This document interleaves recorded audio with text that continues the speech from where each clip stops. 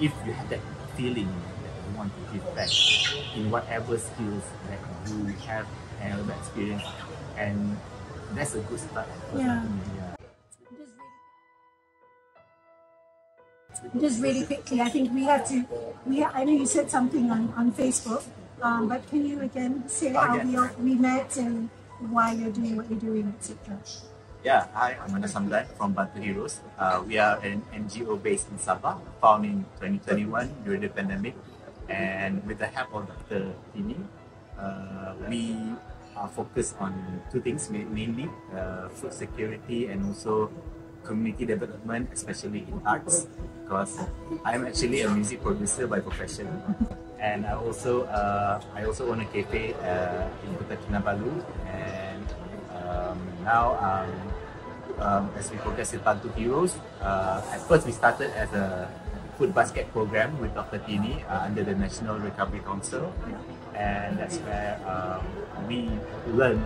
And thank you so much for including us in this program. So we learn a lot on how it is happening on the ground, mainly about food security. And as we progress after the pandemic, as things open up, we decided to go into more medium to long-term solutions.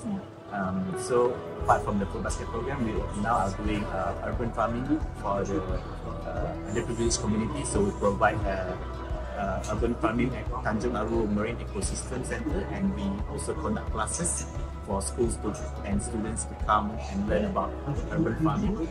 So the second product is Bantu Me. Bantu Me is a food rescue project that we do, and we produce noodles made out of unsold vegetables. Unsold but still safe to consume vegetables, but they are rejected because of the cosmetic appearance, maybe a bit cooked or but it's still but still safe to eat. And at first we did several things with it, like we did the space, we tried to sell it cheaply, but it doesn't sustain very well. And then our partners decided to we brainstormed and we tried this method of drying the vegetables, turning into powder, and then we found a noodle supplier, so we mixed the powder with noodles, and now instead of a shelf life of 2-3 days for normal fresh vegetables, now it can last about 2 years. So so it's a healthier noodle that we hope we can help fix things like food security is one, and we also have an impact on the environment where we try to reduce food waste being up in the landfill. And also the third one is about children, because in Sabah especially, it's about 70% of children are malnourished because of poverty, and I'm sure Dr. Hartini will explain more better. And then that's why we targeted this Bantu Me project towards the underprivileged schools to provide them the healthier lunch meals, and try to provide them with a healthier food selection.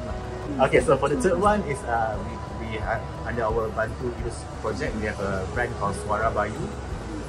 Because my background in music production and also my background in the entertainment industry, we did a music boot camp, 3 days boot camp, Suara Bayu, where we engage the university students that are in the music field to attend this boot camp. We have industry players, producers, singers, writers, everything to come and join and do a 3 days writing session. How many students did you have? We got around, the first pilot we got around 50, and now it's still 50, we're targeting about 100 on the next one. So it's like it's a very fun program where you can express your creativity without any visibility. So we just give them a theme, and they have 3 days to complete the mission. So we educate them on how to be to be inspired musicians. So your programs that you have right now are really like social enterprises to support your arts and creative and music classes and stuff, which is absolutely wonderful. So and I know this is like a final question usually, but I think this is something that's very important, because to the people who follow us now, who's going to be looking at this interview, right? I think it's about giving back. I think that's the thing that I think most people can forget, that maybe that part that we want to do it out of the reason that we want to give back to the community. So that's the my main focus at first, because I know I have done the music for like 10 years. I've also done in the F&B industry. So I was questioning myself. So how, especially in the pandemic, I think most people just realize, okay, what is my role in this society?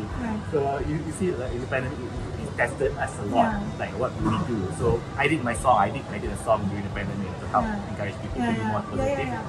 And then from there, I think if you have that feeling that you want to give back in whatever skills that you have and whatever experience, and that's a good start. I think so. That's a good start. I think you know, you started out wanting to help one person. One person became two, and then it grows and grows, and then you find other friends to be able to help, because that's how we met. We met through mutual friends, right? And then we just decided to go over to Sabah, and we met in person and decided to work together.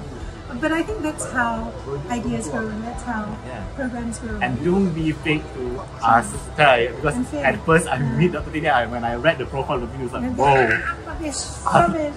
I'm a nobody, seriously, a nobody with. I just imagine, okay, I have a system that I want to share with Tini to help with the security. I just go. And Dr. Tina is like, I don't know, the nicest person in Malaysia. Honestly, because. Without you, definitely I wouldn't be here. You know, everybody doesn't realize, right? Anas is like super amazing. So one of the problems that we had with the pandemic was not knowing who was out there, and that we needed to map it. We needed to document who we were getting food to, how many times a week were they asking, we were looking for packets, because we wanted to help long term, right? The pandemic went on for 2.5 years. So it was Anas who came up with this whole system to document and map out where everybody was. And we actually, at the end of the day, with all the other NGOs nationally, we came up with what, 16,000 families? 16,000 families who needed food. You know, and with the help of that system, and we got funding from the government, etc. But you know what was so wonderful, I think, which is why I'm so happy you're the first person I'm interviewing, because I've never done this before, is the fact that Am I the first? Okay. You're the first. Is the fact that you continued, even though there was no funding. You continued because you really wanted to do something medium and long term, and you didn't wait for me or anybody to. You just continued with whatever capacity, and I think that's also the evidence that we want to tell everyone, right? That just keep at it, keep trying, and talk to people. Don't be afraid of making mistakes. True. Doing other stuff. I'm sure if we talk about our crazy journey, you know, when we started Bantu Heroes during the middle of pandemic, like the height of pandemic, and I thought to myself, I spent like 30K on building that system.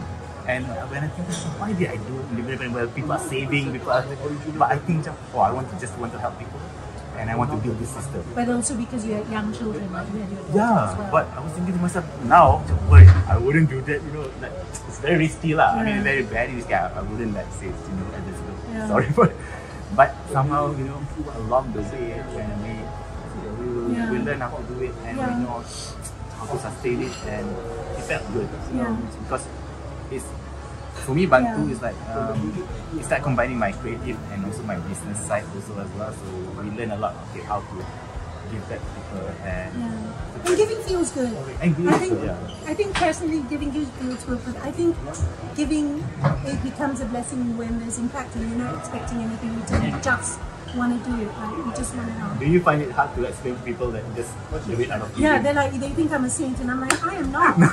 I am not a saint. I just happen to care a lot about children, and I love, and I just cannot bear the fact, and I think it's values, right? You don't like, people shouldn't go hungry. Yeah, true. I just couldn't bear it, and that we didn't want it to be short term.